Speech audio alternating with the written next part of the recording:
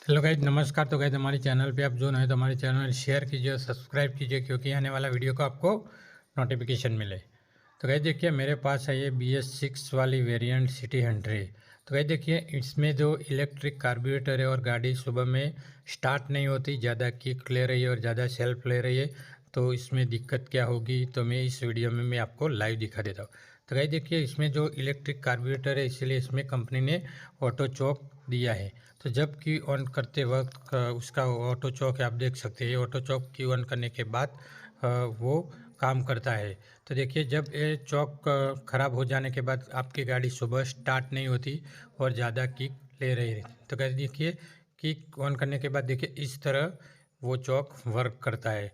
और ये चॉकअप हो जाने के बाद गाड़ी आपकी सुबह स्टार्ट नहीं होती, ज़्यादा किक ले रहती है।